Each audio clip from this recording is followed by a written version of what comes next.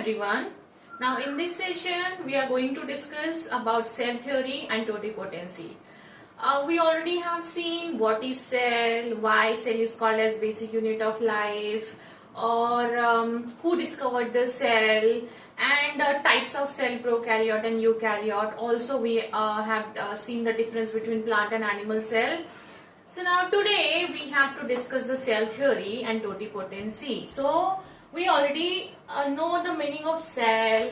It's a structural and functional unit of life. But what is the meaning of cell theory? There are certain theories proposed by a number of scientists, and which are these theories that we have to learn today. So first I'll just tell you with the help of one example. Like for example, I have cells, like I have these 5 or 6 cells. So let's give them numbers. This is first, this is second, this is third, this is fourth, this is fifth, and this is sixth one. So now अभी आपको यहाँ कुछ भी समझ में नहीं आ रहा होगा, लेकिन मुझे ये चीज बताओ, what is the origin point of sixth cell? ये sixth वाली सेल कहाँ से ओरिजिनेट हुई होगी? तो sixth cell must be arises from the fifth one. हो सकता है ना ऐसा? सेल डिवीजन हम पढ़ेंगे. Cell division means one cell would divide into 2 or 4 cells. That will depend on the type of cell division. So एक cell खुद को 2 cells में डिवाइड करता है, exactly looking like the parent one. So अगर ये हमारा parent cell है, तो ये हमारी दोनों daughter cells होगी. Daughter cells मतलब these daughter cells are produced from the parent one.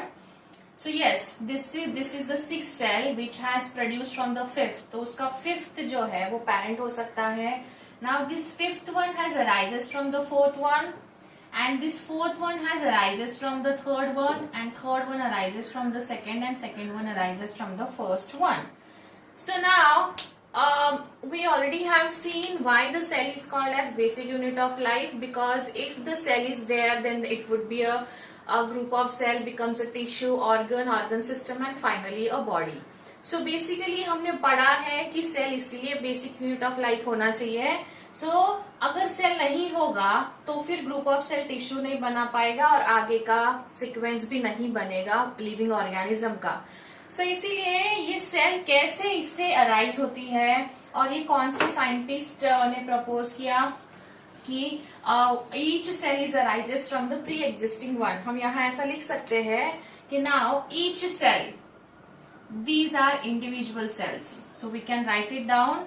Each cell arises from pre-existing one. Arises from pre-existing cells. Now pre-existing मतलब already exist कर रही थी. सिक्स्थ वाले के लिए, ये सिक्स सेल के लिए फिफ्थ ऑलरेडी एग्जिस्ट कर रही थी.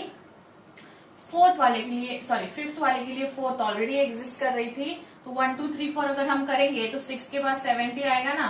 तो 7th के लिए ये 6 ऑलरेडी प्री एग्जिस्ट है. मतलब एग्जिस्ट मतलब होना, प्री मतलब प्रायरली एग्जिस्टेड सेल्स.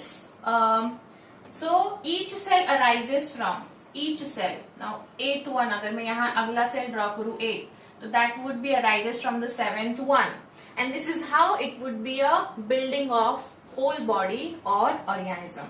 So ये मैंने आपको समझाया, लेकिन बहुत सारे बच्चे जो है वो सोच रहे होंगे कि what is the origin point of this first cell, ये पहली सेल कहाँ से आई है.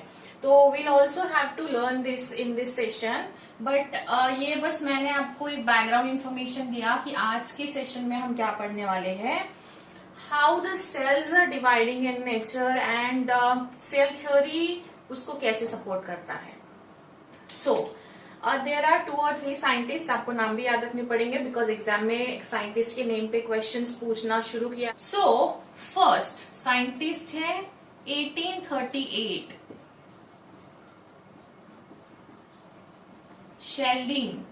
शेल्डिन नाम के साइंटिस्ट है. 1838 में इन्होंने प्लांट्स पे स्टडी किया एंड ही डिस्कवर्ड और he concluded the plants are made up of number of cells and ultimately tissue. तो शेल्डिन ने प्लांट्स पे बहुत ज्यादा रिसर्च किया and he finally concluded that कि each and every plant would be made up of number of cells and tissues. And second दूसरे scientist है, इन्होंने 1839 में जो कि है श्वान, इन्होंने एनिमल्स पे स्टडी किया and he also concluded that कि नंबर ऑफ ऑर्गेनिजम्स और each and every organism is also made up from the cells or they are the product of cells, like जैसे we have seen unicellular organism and multicellular organism. So unicellular means they are made up of one cell only, and here more than two cells. The organism is made up from the more than two cells. So basically Schwann also concluded that कि animals का body भी बहुत सारे cell से बना होता है, right. But वो कब किया था उन्होंने? 1839 में, he discovered in 1838. So they both together forms they both means Sheldon and Schwann both formulated a cell theory together. So ये दोनों ने मिलके सेल थ्योरी प्रपोज किया। क्या प्रपोज किया? Each and every life forms would be made up of cells. मतलब आप उसको यूनिसेल्युलर के बारे में बात करो, मल्टी सेल्युलर के बारे में बात करो, whether it can be plants, whether it can be animals, so ये सारे they are the product of cells. And ये सही भी है, we are the product of cells. हमारी बॉडी में बहुत सारी सेल्स है। लाइक कोई भी क्रिएचर कंसिडर करिए, एक मैंगो ट्री होगा, mango tree would have a number of cells and ultimately tissue बन के वो प्लांट आज ऐसे स्ट्रांगली नेचर में है। So yes, they propose that कि each and every organism is a product of cell, each and every organism is composed from the cell, so they are the product of cell. ठीक है? So but then they actually did not discovered or did not actually concluded the thing कि इन्होंने ये living cell पे try नहीं किया था, but they just thought कि बने होते हैं सेल से। So now after these two scientist, the third scientist in 1854, Rudolf Virchow actually proposes that each cell arises from the pre-existing one. So अभी हम arrows लिख सकते हैं because scientists लोगों ने already उसको रिसर्च किया है। So 1 2 3 4 ये यहाँ से आती है, ये यहाँ से और ये यहाँ से। So हमको इसका origin ढूंढना है। I'll tell you later on. So Rudolf Virchow इन्होंने बोला कि each and every living cell is arises from the pre-existing one. इसका मतलब ये है, मैं ऑलरेडी आपको समझा चुकी हूँ, 4th थर्ड से आएगा। So now ये जो कॉन्सेप्ट है इसको ये भी बोला जाता है omnis cellula e cellula। omnis cellula e cellula मतलब हर एक सेल उसके पहले वाले सेल से ही ओरिजिनेट होता है, ये उसका मतलब है। हमने अब तक क्या पढ़ा? हमने ये पढ़ा सेल थ्योरी के दो पोस्टुलेट्स है। पहला है each living organism is made up or composed of cells. So ultimately we can call it as each living organism is product of cells. Okay, ये आपको याद रखना है, क्वेश्चन हो सकता है इसमें। ये किन्होंने प्रपोज किया था? शेल्डन एंड श्वान ने togetherly. And another would be each cell arises from pre existing cells. So ये रुडोल्फ वर्चू है, उन्होंने प्रपोज किया था, और ये शेल्डन एंड श्वान ने प्रपोज किया था। सो आपको दोनों सेल थ्योरी के पॉइंट्स याद रखने। We have to understand the totipotency. But then आप अभी सोच रहे होंगे कि मैडम आपने वो पहले सेल का ओरिजिनेट नहीं बताया, point of origin. Yes, totipotency and point of the first cell origin हम एक साथ पढ़ेंगे। Like for example, we have a one cell and totipotency means it's the ability of a single cell, ability of single cell to produce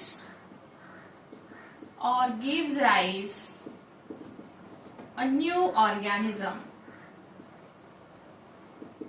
मतलब हम एक cell से एक बड़ा कोई बॉडी या ऑर्गेनिज्म फॉर्म कर सकते हैं, लिविंग क्रिएचर फॉर्म कर सकते हैं। Means the cell has each and every component in it, so that अगर हम उसको फेवरेबल कंडीशन में रखें तो सेल एक पूरा वो रिस्पेक्टिव क्रिएचर दे सकता है। लाइक अगर आपके बॉडी से कोई सेल ले लिया और वो सेल लेके उसको लैब कंडीशन में अच्छे से रखा, इन्वायरमेंटल कंडीशंस अच्छे से रहा, तो आपका क्लोन जनरेट हो सकता है। मतलब exactly similar to our cells only. मतलब अगर सपोज यहाँ से कोई सेल निकाला, यहाँ से हैंड से, फॉर एग्जाम्पल चलो मेरा सेल किसी ने लिया और उसको क्लोन बनाना है मेरा, तो वो सेल से लैब कंडीशन में क्लोन बना सकता है जो सेम रहेगा मेरे जैसा। सो उन्होंने क्या किया था, जब क्लोन बना रहे थे तो साइंटिस्ट लोगों ने बस उनको एक सेल चाहिए था। It means the one cell has ability to produce और to create a whole life और whole organism. This is called as totipotency. Toti मतलब सेल, पोटेंसी मतलब its ability, ability of a single cell to produce into the complete living creature. So ये होता है totipotency का मतलब। अभी मैं आपको समझाती हूँ पहली सेल का पॉइंट ऑफ ओरिजिन क्या है। Like for example, egg plus sperm, or we can also call it as a ova or sperm, they unite to form a zygote. So it is also single cell, and they both combine in such a way that the result would be the zygote formation. It's a fertilization process. Now zygote जो रहता है वो single cell रहता है, this is the single cell, but zygote like जैसे for example human का consider करेंगे तो by uniting egg and sperm would be a zygote. Now it's a single cell, और ये जो सिंगल सेल है ये पूरा ह्यूमन का बॉडी क्रिएट करता है। मतलब now see, this is the actually origin point of first cell in the any kind of living creature. So अगर ये सेल है, अभी ये एक सेल है, इसको पूरा ह्यूमन बॉडी फॉर्म करना है, तो ये क्या करता है, ये this is the first cell, ये हमारे बॉडी का पहला सेल है और ये पूरा ह्यूमन बॉडी फॉर्म करेगा। जैसे सपोज अभी इसने खुद को डिवाइड किया, इसने बहुत सारे सेल्स बनाए ऐसे 2, 4, 8 है ना, तो बहुत सारे सेल्स ये बना रहा है। इसका मतलब ये है the one mother cell has, इसको हम मदर सेल बोल सकते हैं, this has ability to produce a whole embryo of that respective living being. लेकिन यहाँ देखिए zygote is the single, that is the first cell जो मैं बोल रही हूँ ना, यहाँ ये जो है हर एक each cell is arises from the pre existing one. So ये जो है दिस इज द जाइगोट, वहां से वो लाइफ शुरू होता है किसी ऑर्गेनिज्म का।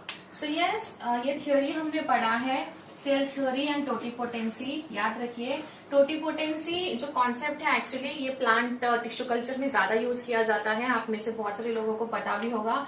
टोटिपोटेंसी ये प्लांट टिश्यू कल्चर में ज्यादा यूज किया जाता है, बिकॉज प्लांट टिश्यू कल्चर में हम प्लांट में से कोई एक सेल निकालते हैं, उसमें से हम हमें जैसा चाहिए वैसा मैनिपुलेट करके प्लांट्स हम बना सकते हैं। So plant tissue culture basically proposed by, अभी आपका आज का होमवर्क है, plant tissue culture first proposed by whom, आप मुझे बताओगे पहली बार प्लांट टिश्यू कल्चर में टोटिपोटेंसी ये कॉन्सेप्ट कौन से साइंटिस्ट ने इंक्लूड किया, वो मुझे आप बताओगे। एंड यस, ये आज के लिए इतना ही, cell theory and totipotency, and see you in next session. Thank you.